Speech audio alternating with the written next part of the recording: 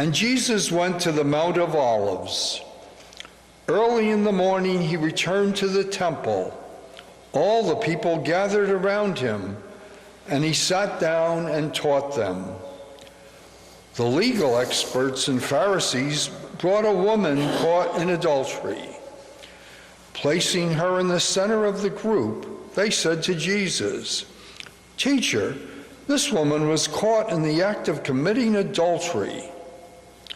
In the law, Moses commanded us to stone women like this. What do you say?" They said this to test him, because they wanted a reason to bring an accusation against him. Jesus bent down and wrote on the ground with his finger. They continued to question him, so he stood up and replied, "Whoever hasn't sinned should throw the first stone." Bending down again, he wrote on the ground. Those who heard him went away one by one, beginning with the elders. Finally, only Jesus and the woman were left in the middle of the crowd. Jesus stood up and said to her, "Woman, where are they? Is there no one to condemn you?" She said, "No one, sir." Jesus said, "Neither do I condemn you. Go now, and from now on, don't sin anymore." Who knows what it was like for her? Her story, most of it, is buried in a land far away, hidden in history. Why, we can't even be sure she really existed, or if any of this ever actually happened. But I think she did. I am sure she did. And so many versions of her have lived and died since that time that even if she wasn't real, even if this story was made up, it could have happened anywhere, anytime. And the young man on the street that day, well, we know a lot about him. Maybe not as much as we would like, but we know much of him outside of this story. And we know from that this story sure sounds like him. But this story is about her, and I bet it's about many of you as well. She was born where? We don't know. What was her family like? We don't know. But she was born, and the most important word in that sentence, "she was born," is the word she. She was a girl. And because she was a girl, her life took a certain shape. Nobody asked her if that was what she wanted. Nobody told her to think about the shape of her life. Society just pressed its mold around her. And I imagine that like most girls, like most people, she didn't resist that mold very much. Not many people do. Those who do find that the mold just presses even harder. Society does not like outliers. Society does not like nonconformists. Society pushes pretty hard on people. And I suspect that this girl, whose name we don't even know, just took the shape that society pressed into her. Now let me ask you this question. At what age do girls start to realize that their physical appearance is the most important thing about them? When does that happen? When they spend thousands of dollars on a dress so that they can look beautiful coming down the aisle? Or when they go to the prom and spend weeks agonizing about what to wear or wondering if they're pretty enough to get a date? When she looks through the women's magazines in the store that tell her to make this cake, lose this weight, and wear this lipstick? And when she looks at toys in the store, in the girls' aisle, and sees that everything is pink and lavender, and that all the toys, the dolls, the books, the figures, are all girls with long hair and big eyes and lips, and dressed up in cute clothes, just like she should. Does it start when she is picked up out of her crib and hear people saying to her how pretty she is? When does it start? When do girls begin to understand that the most important thing about them is whether or not they are pretty? And second, whether they are sweet and smiling. When did this happen for this girl whose name we don't know? She needs a name. Let's give her a name. Let's call her Hannah. Hannah means God's grace. Let's call her Hannah. So when did it happen for Hannah? When did she learn that it was important that she be lovely and sweet? When did it happen that she learned that she should be graceful, like her name? I'm sure it happened in the usual way from the very beginning. Not because her parents were determined to make her into a submissive, quiet, hard-working woman. They didn't sit down with a plan to make her come out the way society wanted her to. They just did it because that's what they did. That's what everyone did. That's what it should be like. So when she and her brothers got older, and I assume she may have had brothers, the boys began to go to school. They were taught to read and write and learn the Holy Scriptures. Did Hannah go to school? No, she did not. Of course she didn't go to school. Why would a girl go to school? Girls aren't suited for learning. Girls can't do math. And why would they need to learn? They're just going to get married and raise children, and their husbands will be able to read, so if they need to know anything, they can just ask their husband. And how did Hannah feel about this? What do you think? Did it bother her? Did she even think of it at all? It was what her mother did, and her grandmother, and her great-grandmother, and her great-great-grandmother. See, the thing is, if people tell you that you are not important, not smart, not significant, then the people begin to believe it. If you tell them that their only option is to get married and have children, and you say it often enough, then they come to see that their only option is to get married and have children. So Hannah learned to make fires and clean fish and bake bread and sweep floors and calm children who were crying. And of course, look attractive while she was doing it. Now here's the hard part. Listen carefully. I'm using my imagination because Hannah's life is not told to us. I'm just guessing at what it was like for her. And what I know is this. The chances are very good, that Hannah would have been molested or assaulted at some point in her life. I say this because it is a frightening thing to discover just how often that does happen. Here in our own enlightened society, it happens far too often. It is quite unlikely that in a group the size of this here today, it is unlikely that there would be no one who was not molested or assaulted as a child. So we can wonder what happened.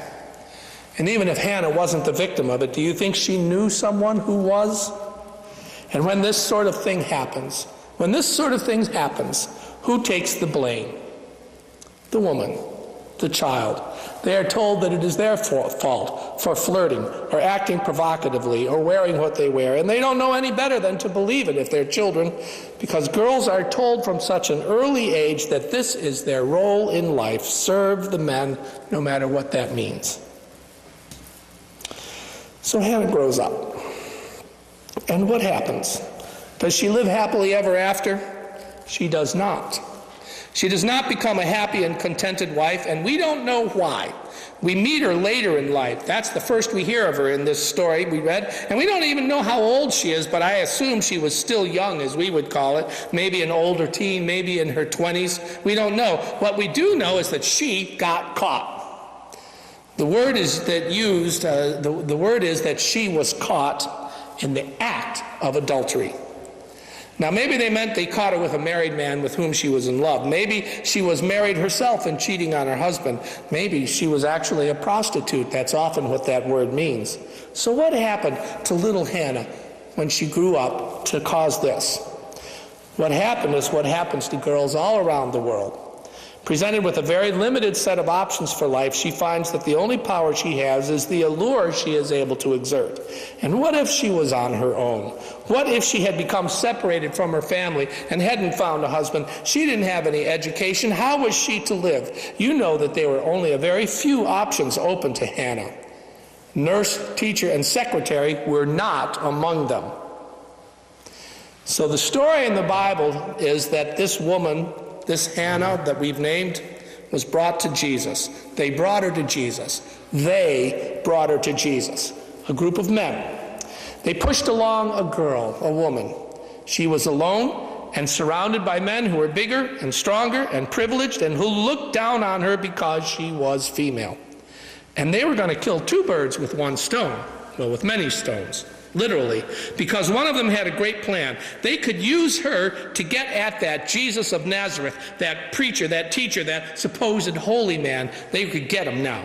You see, this man, Jesus, who came from the middle of nowhere, was here in the big city, standing in the big temple, teaching people about God as if he knew anything about it. He was saying that God is here and with us now, and that God's nature is love. And that if we do not love each other, we cannot pretend to be in God's light. And he was saying that the religious experts who said it was all about obeying the rituals had things wrong. So these authorities wanted to get rid of Jesus, and here was their chance. Because the law said that adulterers should be put to death, and Jesus talked about mercy. So which would he choose? God's law that had been passed on from Moses, or the mercy that he spoke of? Which would it be that would be passed on? Either answer would get at least half of the crowd to act against him. So they dragged Hannah to him. They said they caught her in the act, but surprise, surprise, only the woman is blamed for any wrongdoing. The Bible doesn't say, but I suspect we have an excited crowd and a terrified woman. I imagine they took a piece of rope and bound her wrists together, and they brought her to the holy man, to Jesus. And it was almost fun for them. They were feeling their power, the power of a mob that knows the victim cannot fight them back, the power of a crowd that would take a man out of his bed in his own home and throw a rope over his neck and tie him up, the power of a crowd that would tease and taunt a young, skinny gay boy in school, the power of a group that finds a young woman who can't defend herself and abuses her. And laughing and taunting and speaking words of false piety, they bring Hannah with all of her history and all of her powerlessness, and they put her in front of Jesus, right on the street, right there in front of everyone, and demand that Jesus decide whether to show her mercy and break the law of Moses, or to order that they throw stones at her until she was dead. And Jesus says nothing. He bends down. He begins to write in the dust with his finger. The men are surprised and puzzled. He says nothing. They begin to ask him again, "What about this? What should be done?" They begin to demand an answer, and finally Jesus wipes off his hands and stands up. The men grin and look at each other. They've got him now. And then he says, "Whoever of you has never sinned, you throw the first stone." Now, why someone in that crowd didn't laugh and just do that is a mystery to me. I've been grabbed by a crowd, and I know how that works, and I don't know what happened. Maybe they were really righteous, sincere men who thought they were doing the right thing. Maybe it was the way Jesus stood there, the way he said those words, and the way he bent back down to write on the ground. But of course, there was no one there who had never sinned. No one there who had never done wrong. In fact, it was quite possible that some of them had committed adultery with this very woman that they had brought to Jesus.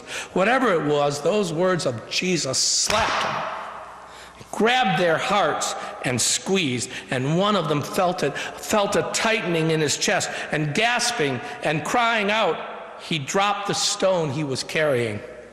And then another one did, and another, and some silently slipped out, and some fumbled and attempted an apology, but then they were gone, all of them gone. And Jesus stands up, and the crowd watches, and Hannah looks at him. And she looks at a face that sees her, sees Hannah, not a woman, not a girl, not a victim, not a sinner, just Hannah. They stare at each other for a moment. He can't be much older than her, but he seems much, much older. His eyes have eternity in them. He drops his gaze to the ground and looks around at the street. The two of them are there. There is a scattering of stones and then a crowd watching. And Jesus says to her, "Where are your accusers?" And he reaches for her wrists and begins to untie her hands. And he looks up at her and says, she says, "There's no one, sir." And he looks up at her and says, "And I don't condemn you either." What? She was guilty, caught in the very act, they said. She was only a woman, only a girl. Why is he looking at her as if she mattered? He smiles. She smiles. He drops the rope to the ground. She starts to say thank you, but he stops her and says, "Go in peace." She takes a step, and then another, and he watches her. "Go in peace," he said, and she seems to feel God's protection as she starts to leave. And go where? But then Jesus speaks again. What he says next is remarkable. He says, "Go in peace, but don't sin anymore." Do you hear that? He is telling her that it is her responsibility to live a righteous life. Don't sin anymore. He expects something of her. He recognizes someone real, someone capable of making decisions, someone who is a moral agent in the world, someone whose own life is in her own hands, someone real, someone real. He expects her to live a good life. Yesterday, Hannah's sisters marched in the streets, taking their own lives into their own hands and defining themselves against a society that squeezes, presses, and grasps at them. I was proud of Hannah's sisters, of my sisters. I am proud to be on a planet that has women on it. And I am happy to say to you that I am a believer in that Jesus. I believe he is God's word, God's thought among us. I believe that his call is the same to us. Go in peace, but don't sin anymore. Now, I know you people sitting out here. I know that too often we human beings throw rocks at each other. I've certainly done it. But I know that Jesus tells us to put those rocks down. We know we are all sinners, and that God calls us even though we are. But let me remind you that Jesus also says to us, "Go in peace and don't sin anymore." And I am very happy today. I'm very happy. I am so happy that Jesus found himself on the side of Hannah and not one of the people in the crowd that wanted to take her life. Aren't you glad of that? Aren't you glad that Jesus was on the side of Hannah and not in the crowd of men? Doesn't that make you happy?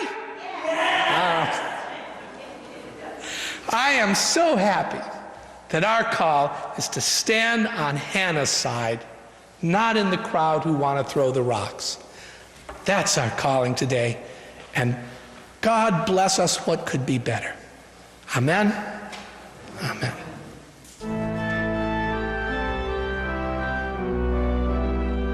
You've been listening to a sermon by Reverend Stephen Carnahan, pastor of High Street Congregational Church in Auburn, Maine.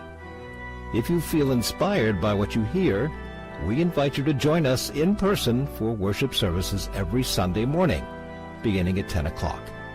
Of course, you can always listen to Steve's sermons on the web. New sermons are posted every Monday by midday. Please take a moment to explore this website for more information about our church, or visit our Facebook page at High Street Congregational Church, UCC. We hope that God's presence will be known to you every hour of every day, and that God's blessings will rest upon you now and always. See you next week.